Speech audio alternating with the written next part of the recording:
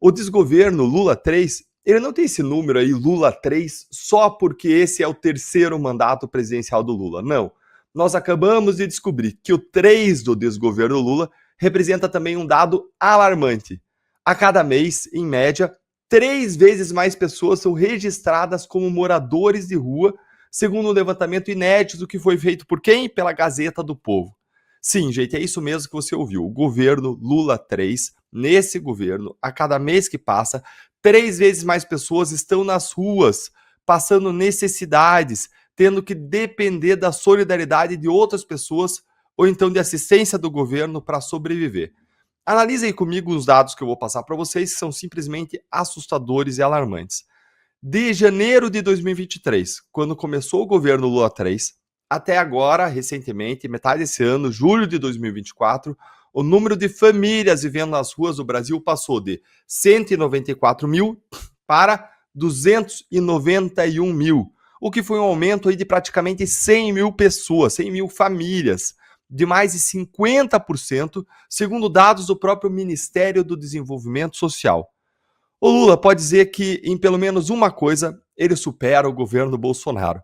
Nos primeiros 15 meses de governo Lula, ou seja, de janeiro de 2023 até março de 2024, o aumento do número de famílias vivendo nas ruas no Brasil já havia superado o número de famílias que vieram a viver na rua em todos os 4 anos de governo Bolsonaro. Vou repetir, em 15 meses de governo Lula, o número de pessoas que foram morar nas ruas foi maior do que nos 4 anos do governo Bolsonaro. Sendo que no governo Bolsonaro, nós tivemos a maior pandemia global dos últimos 100 anos, o que impactou fortemente a economia do mundo inteiro. Mas, no governo Bolsonaro, a média mensal de novas famílias em situação de rua foi de 1.660. Agora, com Lula, o pai dos pobres, o presidente dos pobres, a média triplicou. A média agora é de 5.264 novas famílias nas ruas cada mês. Esses dados absurdos do governo Lula mostram um aumento da população de rua no Brasil muito significativo e mais, mostram um aumento da pobreza. Isso me faz pensar sobre como a população brasileira está dividida. O Brasil tem uma população estimada aí hoje, pessoal, em 216 milhões de pessoas. Desse total de 216 milhões, a gente tem 39 milhões de pessoas que são aposentadas e pensionistas, ou seja, são sustentadas pelo resto da sociedade. Deviam ser sustentadas pelas suas contribuições que fizeram, mas isso foi consumido ao longo da história. Na prática, são pessoas que são sustentadas hoje por quem paga impostos. Além disso, tem dos 12 milhões de pessoas que são servidores públicos, ou seja, também são sustentados por quem paga impostos. E todo mundo sabe que esse número alto de servidores públicos não significa um bom serviço.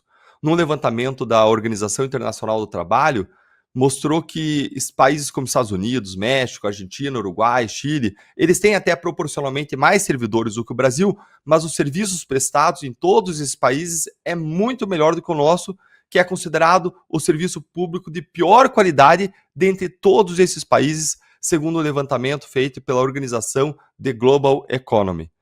O índice elaborado por eles, que avalia a prestação de serviço à população, que inclui educação, saúde, saneamento, transporte, eletricidade, internet e outros, coloca o Brasil na posição 124 em um total de 177 países que foram analisados, estudados, considerados nessa pesquisa. Além disso, pessoal, nós temos 56 milhões de brasileiros que recebem Bolsa Família, que também são sustentados, que podem ou não estar ocupados e fazendo parte da força de trabalho. Segundo dados mais recentes, só 1 milhão e 200 mil pessoas, aí para ser exatos, que recebem a Bolsa Família, tem também carteira assinada dentre esses 56 milhões. Ou seja, é uma fatia muito pequena de pessoas aí trabalhando na formalidade dentre aqueles que recebem o Bolsa Família. O resto ou não trabalham ou trabalham na informalidade fazendo bicos. Presta atenção nesse número, 12 estados brasileiros têm mais beneficiários do Bolsa Família do que empregados com carteira assinada. Olhem esse absurdo. Então veja bem esses números, eu vou aqui trazer um cenário global, tá? 39 milhões de aposentados, 12 milhões de servidores, 56 milhões de Bolsa Família. Isso soma 107 milhões de pessoas que são sustentadas. Ou seja, têm seus salários pagos por terceiros. Mas sustentadas por quem, Deltan? Aí você pensa, quem que leva o Brasil nas costas? Se nós formos contar as pessoas ocupadas a partir de 14 anos, são aproximadamente 100 milhões de brasileiros, ou seja, menos do que os sustentados. A gente tem 107 milhões de pessoas sustentadas e nós temos aproximadamente 100 milhões de brasileiros que são empresários, empreendedores, funcionários das empresas, são pessoas que têm CLT ou que têm uma MEI, ou donos de pequenos, médios e grandes negócios, comerciantes, produtores rurais, fazendeiros do agro, grandes empresários, empreendedores, funcionários da indústria de produção, é quem realmente trabalha, quem carrega esse país nas costas e paga e financia esse sistema em que nós vivemos com dinheiro duramente conquistado por essas pessoas. E essas pessoas são as mesmas que o presidente Lula ataca diariamente, como agro, que o presidente Lula diz que é fascista, negacionista, mau caráter, ou que Lula diz que fazem parte de uma classe média ostentadora, ou que diz que são os produtores industriais opressores da classe trabalhadora, apesar de ele agora mesmo estar querendo comprar aí o Aerojanja, um novo avião que pode custar até 80 milhões de dólares, ou 400 milhões de reais para ele, Lula, curtir viagens no exterior com a Janja. É esse país em que nós temos um presidente que demoniza e ataca quem trabalha e quem produz, que tem agora o maior número de novas pessoas em situação de rua dos últimos anos. Então, o que tem que acontecer, Deltan? Tá bom, você está falando do problema, mas qual que é a solução? Gente, tem que acontecer um incentivo para que haja uma migração das pessoas sustentadas para o grupo das pessoas que sustentam o resto. Tem que haver incentivos à produtividade, ao engajamento no mercado produtivo. Mas a visão progressista, a visão da esquerda faz o contrário. Cria tantos benefícios e programas sociais não vinculados a incentivos à produção que muita gente se atira nas costas.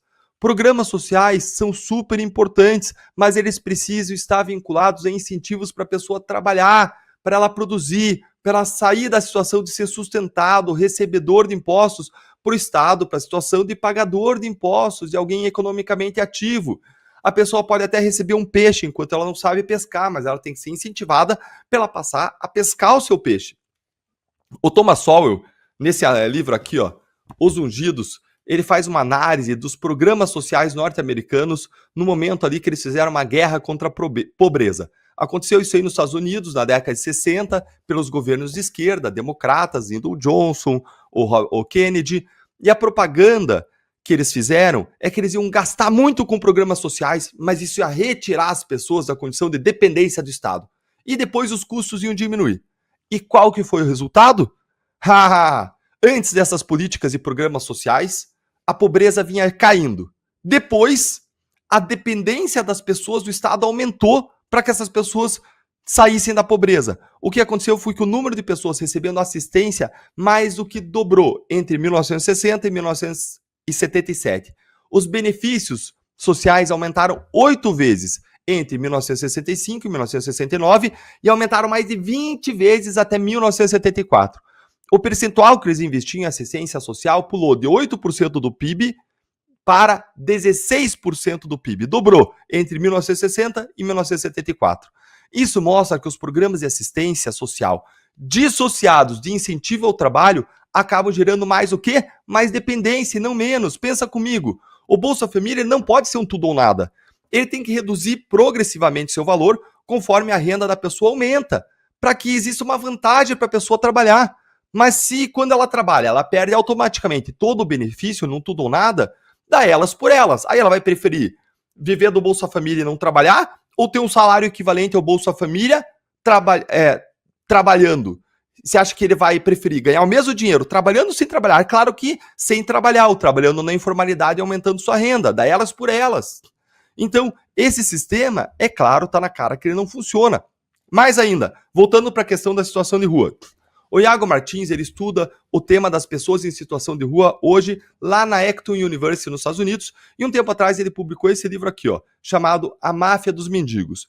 E ele se disfarçou, inclusive, de mendigo, conversou com muitos deles, e a conclusão a que ele chegou é que a caridade pública e privada dissociada de incentivos ao trabalho tem produzido uma fábrica de mendicância. Veja o que ele escreve, separei um trecho aqui para vocês, ó. Olha aqui o que ele escreve. O problema é que a criação de novos moradores de rua tem sido incentivada pela caridade irrestrita e impessoal que transforma a mendicância em uma experiência mais confortável do que aquela de qualquer trabalhador comum. Gente, o problema que ele aponta, e ele é teólogo e é pastor, não é a caridade. A caridade ele defende como cristão. O problema é a caridade sem contrapartida, sem exigir uma contribuição, um trabalho, o desenvolvimento do indivíduo. Olha aqui, ó. Segue aqui o livro dele, tá? Separei mais um trecho aqui, ó. Para ele, isso infestou as ruas de salafrários, até mesmo gente realmente cretina, que prefere a vadiagem confortável em uma cultura de caridade, vivendo de sugar o esforço de bondade alheio, graças à ingenuidade dos ongueiros, dos pastores, dos políticos, assistencialistas, que vivem de ajudar pessoas sem se envolver com elas, sem querer resolver o problema. Vivem de dar assistência sem incentivar que a pessoa saia daquela vida. E eu quero saber a tua opinião. O que você acha? Você concorda aqui com o Iago Martins? Ele tem razão? Que sobra incentivo à vagabundagem no Brasil e faltam incentivos ao trabalho? Me conta aí sua opinião nos comentários.